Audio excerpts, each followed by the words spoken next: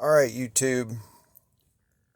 I am so excited to show you the new cold steel TALWAR S35VN made in Taiwan. The TALWAR. TALWAR. So, I have wanted a cold steel TALWAR for years and years.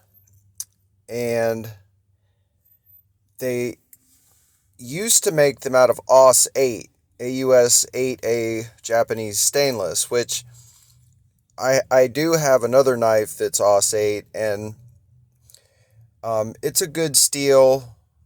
Not my favorite, but it's a pretty good knife steel. And I really, really badly wanted the TALWAR just because I like the size and I love the look of this knife. But they stopped making them. Well, then after GSM bought out Cold Steel, these were the most highly requested to bring back, so they did, and they brought them back in S35VN, which is, I guess, just an insanely good steel.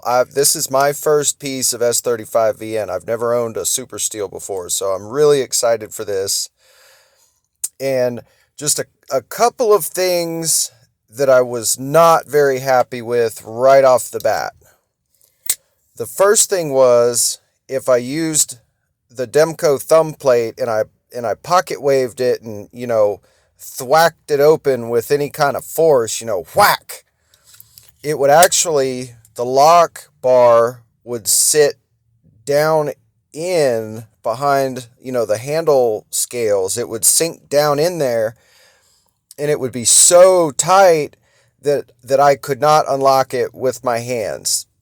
Tried using both hands, tried flipping it over and using, the trigger finger, and I could not get it. It would be seized so bad that I would have to put this, the release up against like the corner of a counter or something, and then just, and pow, it would break loose, and then I could close the knife.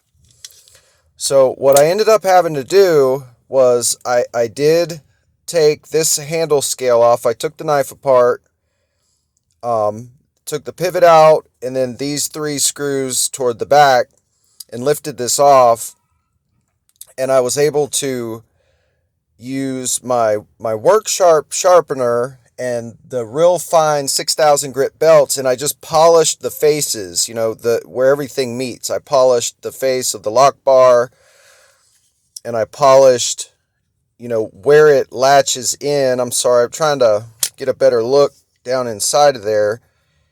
Where the lock bar hooks into the tang. I polished everything real well, and it seems to have really, really, really helped that problem. I did notice a couple of things, though, when I did that. Now, on my Rajas, the lock pin here, where, that notch in the tang, it sets against that pin. In my Rajas, that pin in here has a sleeve around it that can turn freely. It can spin around and around and around, and the pin itself doesn't move. It's the sleeve that spins around and around. The pin on this knife is one solid piece, and it doesn't turn or spin. So I think what happens is, when this lock bar slams down in there, it's pinning the lock bar, gets pinned up against that pin, and because it cannot spin, it's basically just seized up, and this face seizes against that pin. So I just buffed it and polished it, and I think I was able to just sort of alleviate that problem, and it works fine now.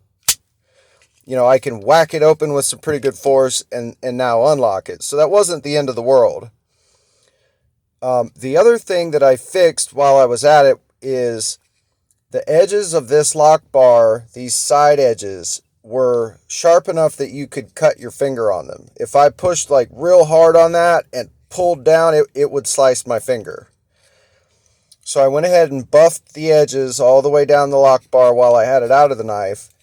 And then, of course, the button, the part that you push to release, I mean, these edges were so unfinished that they were sharp. You could, with enough force, you could cut yourself on that if you really, pushed and like dragged your finger across it. So I've actually sort of like rounded that over and just sort of polished it, which I know that, doing these things, it may have voided my warranty and stuff like this, but it has made the knife into the knife that I want. And it moves freely now, and just an absolute beauty. 5.5-inch blade, S35VN, and those are absolutely my only complaints. That was the only thing. I just had to tune it up, basically. But the knife itself is everything I had hoped and dreamed of, and it's all that in a bag of chips. Absolutely a fantastic knife. Now, I've seen some YouTube videos where, someone was complaining that the handle was so skinny that he was like, it's like trying to grip a pencil. I can't index around it. Well, I have big, giant monster hands, and this thing is perfect. The grip, the finger grooves, I mean, this thing locks into your hand. You couldn't get this away from me. If you clamped a vice grip on that blade and you used one hand and I just held on and we tried to pull it from each other, I would take your vice grip away. You're not taking this knife out of my hand. I can promise you that. And several different grip options, which are very nice. I mean, anywhere that you put your hand on this knife, it is just unbelievably comfortable.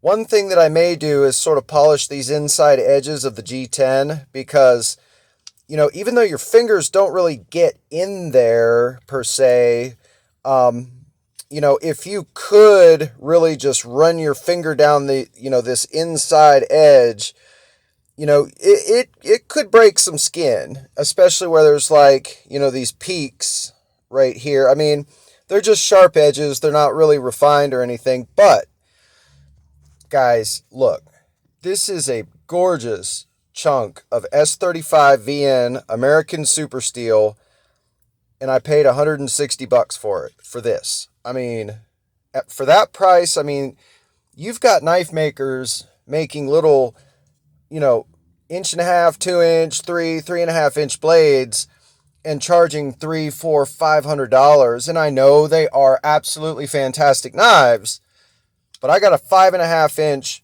killer blade, amazing, gorgeous blade for $160. So, having to do a little bit of a tune-up, I'm okay with that. I would have preferred it to just come out of the box like a cold steel normally does, where everything's perfect, everything functions, everything is well finished, it's just, it's immaculate. I had to tune it up, and I'm okay with that. I'm a huge cold steel fan, and I'm going to tell you right now, this knife will probably just about replace every other knife in my right front pocket. I mean, I love it. I love that they have a stainless steel pocket clip. They're not the cheap spray painted with, black, some kind of cheap craft paint, that always scratches off. It's just silver. It'll stay silver. I've been carrying it for a few days. It's a little scratched up, but that's my job. I'm a brick mason, so I have a very rough, gritty, scratchy, dirty, hard, dusty job. And I mean, this is my knife. I absolutely love it.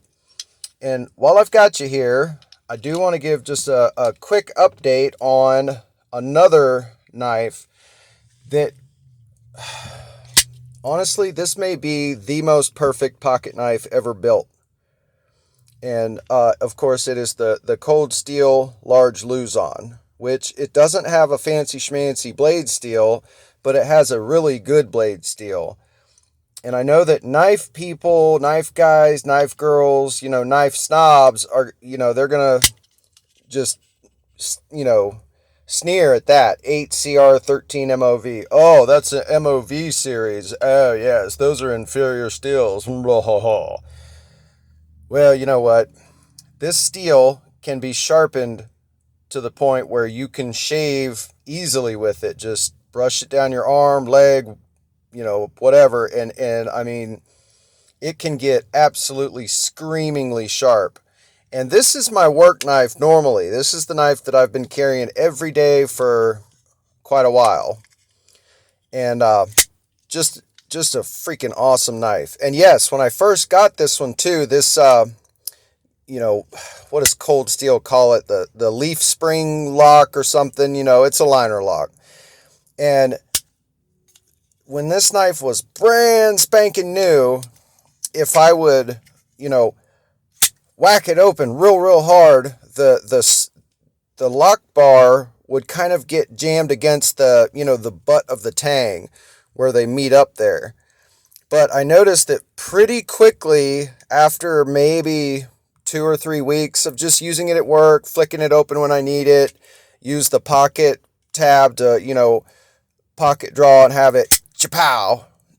It's smoothed out and the thing just marries up perfect now. It's actually like, it seems like its normal position. It doesn't lock into like the center of the tang. It's just a little bit over, this way, which, is fine with me. I don't know enough about knife making to know if that's a problem or not. So, let me know what you think. But everyday carry, it has aged well. I wash it real well, sometimes every day, sometimes once or twice a week, depending on how sandy my pockets get and stuff. But just an absolute fantabulous knife. Now, this is a 6-inch blade, and the TALWAR is 5.5. And I'm sorry about my fingerprints on here. I'm on my lunch break here, and my hands are sweaty, and, but beautiful steel. When it is clean without all these nasty fingerprints, I mean, the knife is just gorgeous. It's stunning. You flick it out,